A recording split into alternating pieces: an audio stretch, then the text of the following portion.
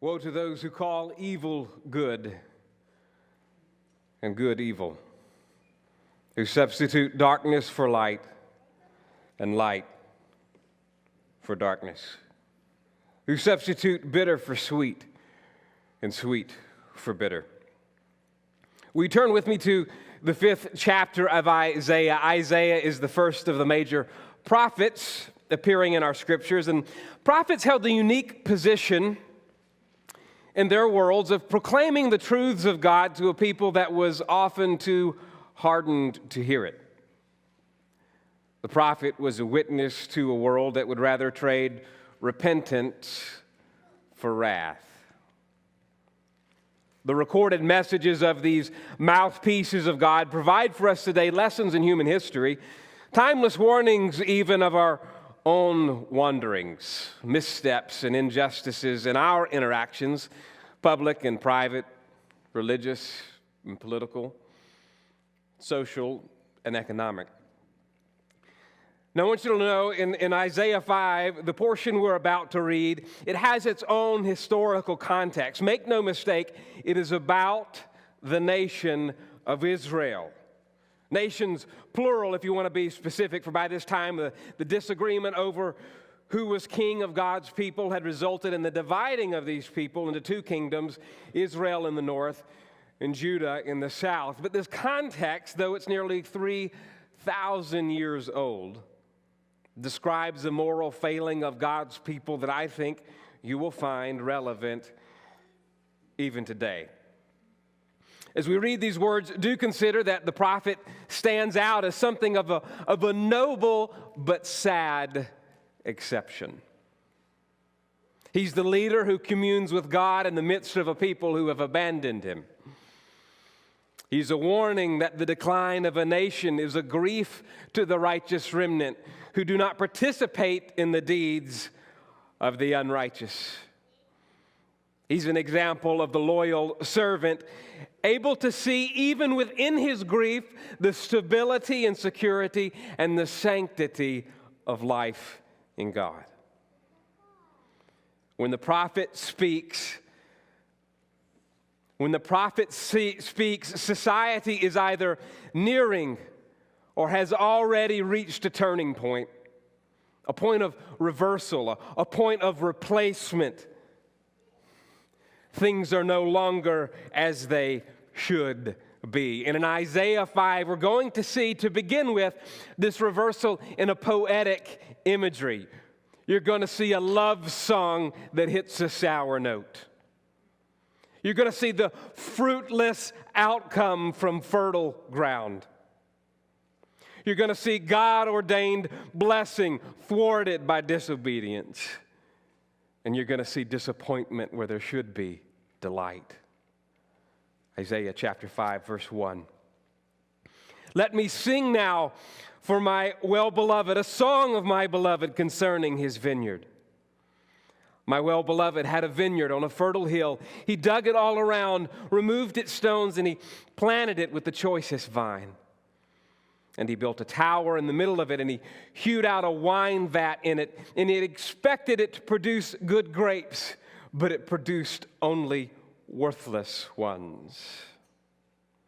And now, O inhabitants of Jerusalem, men of Judah, judge between me and my vineyard. What more was there to do for my vineyard that I have not done in it? Why, when I expected it to produce good grapes, did it produce worthless ones? So now let me tell you what I'm going to do to my vineyard. I will remove its hedge, and it will be consumed. I will break down its wall, and it will become trampled ground. I will lay it waste. It will not be pruned or hoed, but briars and thorns will come up. And I will also charge the clouds to rain, no rain on it. For the vineyard of the Lord of hosts is the house of Israel, and the men of Judah his delightful plant. Now, upon revealing that the prophet's love song points to the very real-life relationship between God and the people of Israel and Judah, the poetic is going to give way to the very direct. He looked for justice, but behold bloodshed. For righteousness, but behold a cry of distress. The theologian E.J. Young offers this insightful view. The chief characteristic of this song is lament, and this soon gives way to denunciation. In a certain sense, we may say that as the vineyard disappointed the Lord, so the song disappoints us. It's not entertainment to which we're introduced, but teaching. I must say, in a similar vein, this sermon is a disappointment.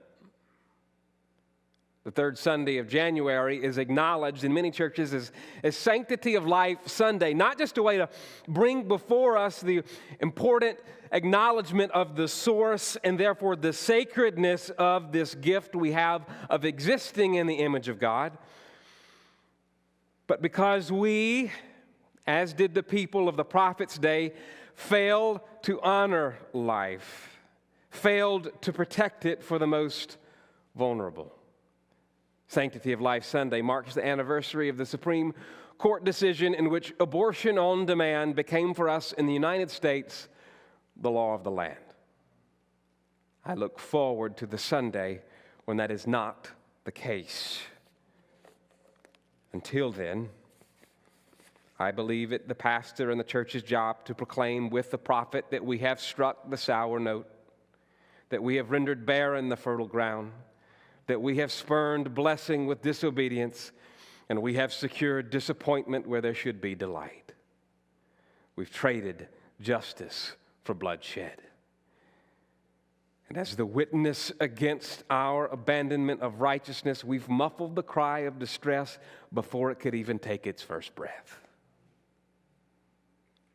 What follows in the text from Isaiah is a series of woes, an expression of deep suffering, of deep grief, and a warning of impending doom to the guilty parties.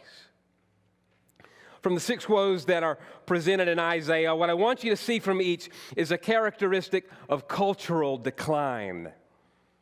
Within each is a reversal of what should be, or a trade-off of one thing for another. Each of these trade-offs could and does manifest itself in several cultural vices or individual immoralities. That's just the nature of sin. It's not confined to this little section. It's not content to say in this quadrant. And so each trade that we make, each replacement that we see within these woes will manifest in various deadly ways, and it will for untold multiple lives in ongoing generations. But this morning, let's consider how each contributes to our failure to extend the most basic, fundamental right to everyone, the right to live. Verse 8. Woe to those who add house to house and join field to field until there is no more room, so that you may have to live alone in the midst of the land. Now the prophet isn't speaking here against wealth per se. He isn't speaking against property ownership per se, but rather he's speaking against Israel's failure to understand the principle of shared blessing from God and sharing the blessing with others. It had become the case that the wealthy had bought up all of the land to where they lived next to each other and squeezed everyone out. You see, one's individual pursuit had become more important than other individuals. In the first cultural woe, the reversal or the replacement that I want you to see is this: community is replaced by accumulation. Community is replaced by accumulation. What one wants for himself, what one wants for herself, accomplishments, accolades, social standing, careers, those become more important than the community. When you trade accumulation for community. You will sacrifice the one thing required for community to persist: new life. Perhaps you saw the clip from last year's Golden Globe Awards in which a winning actress credited her ability to achieve that very moment due to her ability to abort her children. She deemed that life as insignificant compared to hers. And she robbed that child, and she robbed herself, and she robbed the community of life. But she traded it for a false sense of community. One more mansion in Hollywood Hills. One more privileged walk on the red carpet.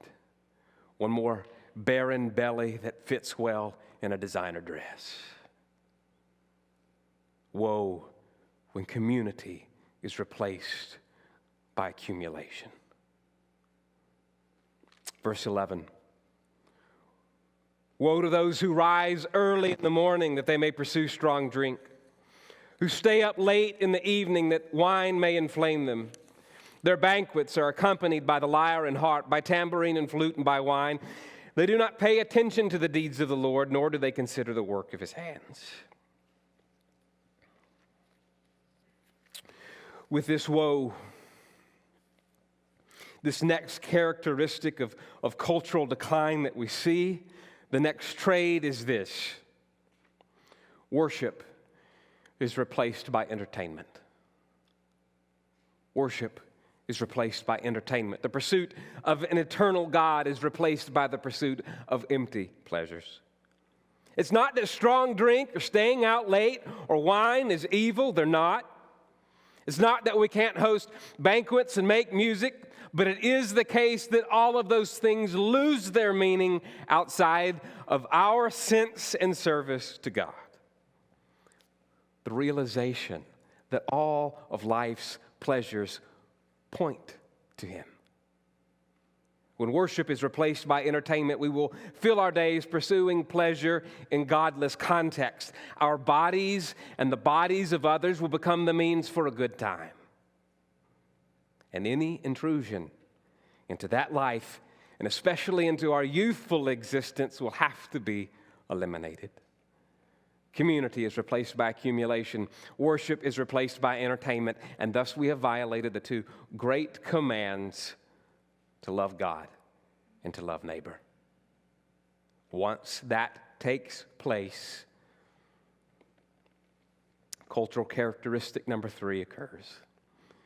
Rest in God is replaced by the hard work of sin. Rest in God is replaced by the hard work of sin. Here it is in verses 18 and 19. Woe to those who drag iniquity with the cords of falsehood. And sin they drag as with cart ropes. And they'll say, let God make speed. Let him hasten his work that we could see it. Let the purpose of the Holy One of Israel draw near and come to pass that we may know it. Implication is, if it exists. Having rejected God, having rejected the image of God in another, you'll not simply rid yourself of a religious burden. Having rejected the only legitimate object of worship, and having rejected your true identity, you will have to replace those things with something from this world. And you will have to convince yourself of its worth, and you will drag it with you. And the more that you strain, and the more that you pull sin with a cart rope along an earthly path, the more you're going to be bound by that which is behind you, and the more you're going to be blinded to a God that's above.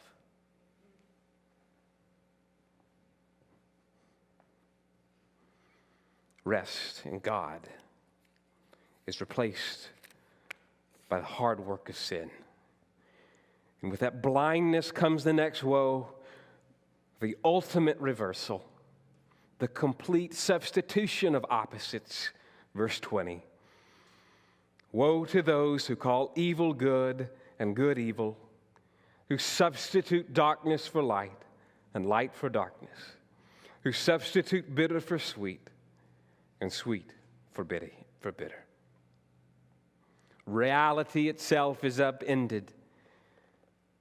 Cultural characteristic number 4, truth is replaced by convenient lies. Truth is replaced by convenient lies. Reason is replaced by insanity. Much has been said recently of George Orwell's classic novel, 1984. Parallels being drawn from Orwell's prescient work to the events of our time. You may remember with that novel the invention of newspeak, and with it the concept of doublethink. That dystopian society was characterized by the restriction of language and the embracing of contradictory thought. It was like Isaiah's warning, a society in which evil was called good and good was called evil. You see, in Orwell's world, doublethink was revealed in statements such as war is peace, freedom is slavery, ignorance is strength. The ministry of peace was, of course, concerned with war. The ministry of truth in that novel perpetuated lies. The ministry of love relied upon torture. The ministry of plenty rationed food. Clever in a novel, sinister in real life. We've embraced our own doublethink. The most prominent organization responsible for the destruction of that which is the very essence of family is called Planned Parenthood. It is the opposite. It's the purposeful avoidance of becoming a parent. And it is brought about by that which is the opposite, not the giving of life, but the taking of the child's life. But this sort of doublethink is what we're being led to embrace. We protest that which we should unanimously approve, and we celebrate that which celebrate that which should break our hearts. Watch this clip.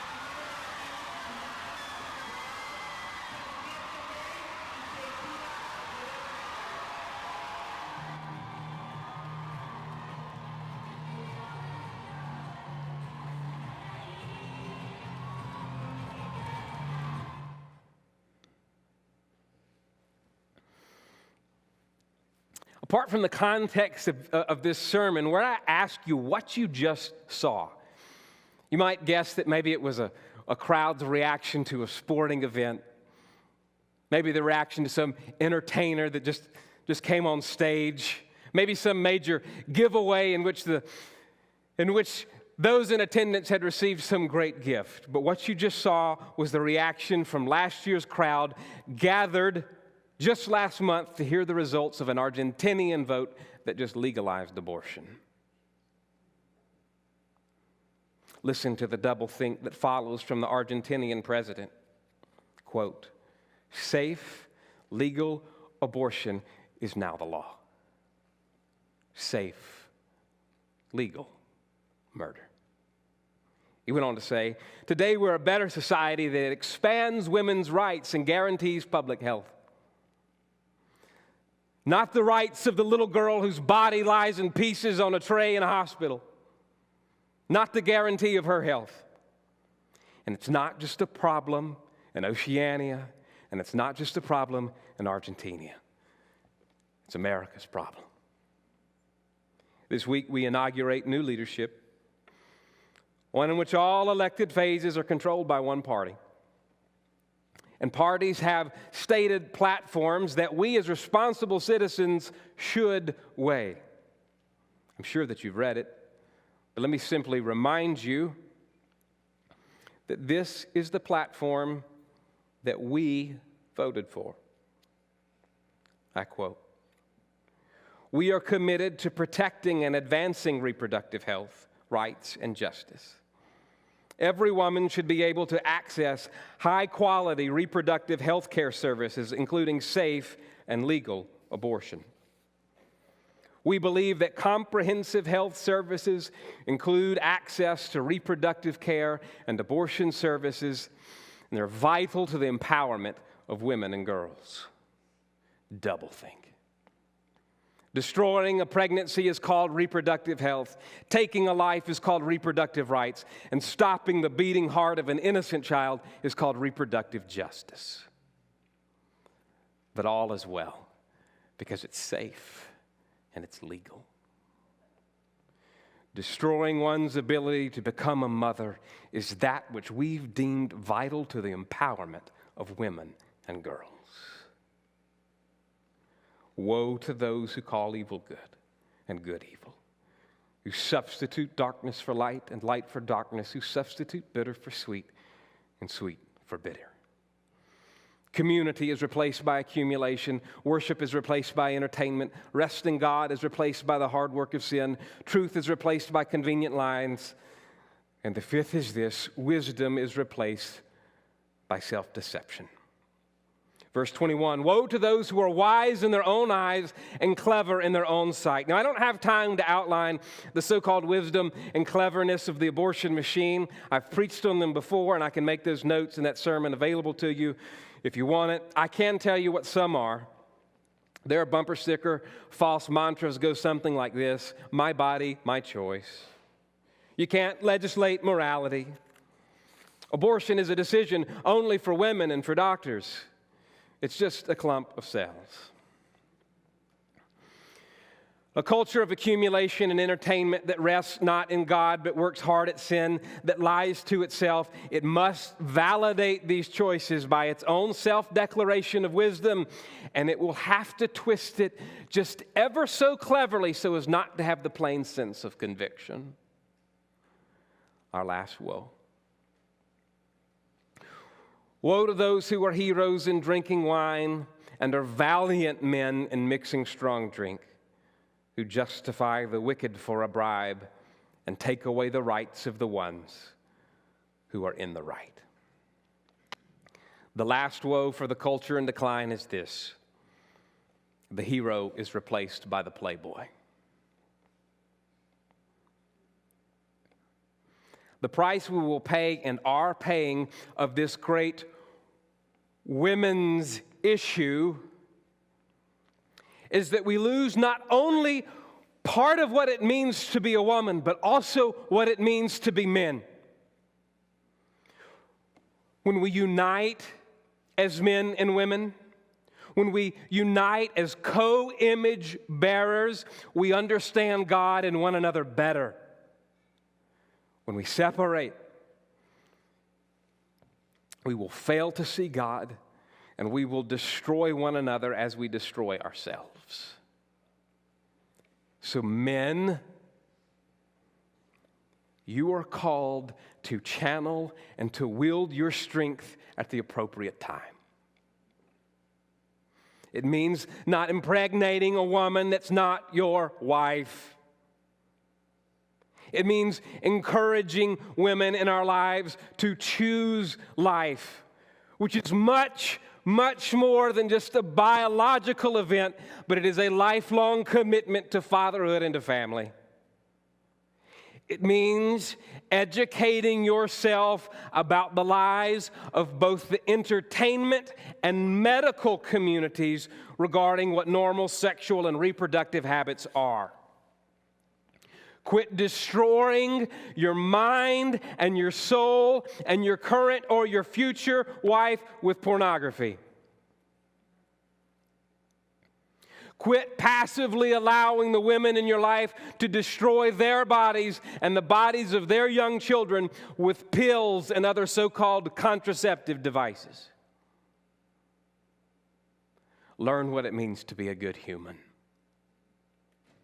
Learn what it means to be a good man. Learn what it means to be a good friend. Learn what it means to be a good husband. Learn what it means to be a good father. Learn what it means to be a good citizen. Be a hero and a valiant man in the right things. Community is replaced by accumulation. Worship is replaced by entertainment. Rest in God is replaced by the work of sin. Truth is replaced by convenient lies. Wisdom is replaced by self-deception. The hero is replaced by the playboy. But our actions, our cultural decline is not the last word. In the midst of such deception, God has 3 big therefores for Israel. I close with those. Verse 13. Therefore, my people go into exile for their lack of knowledge, and their honorable men are famished, and their multitude is parched with thirst. If we follow the path of these woes, God might allow us to be absorbed by a culture that will neither honor nor provide for its people. Verse 14, therefore. Therefore, Sheol, hell, the grave, has enlarged its throat, and it's opened its mouth without measure. And Jerusalem's splendor, her multitude, her den of revelry, and the jubilant within her descend into it. If we follow the path of these woes, God might give us our culture of death, and with it, for those who survive, an equality of misery that will overtake everyone.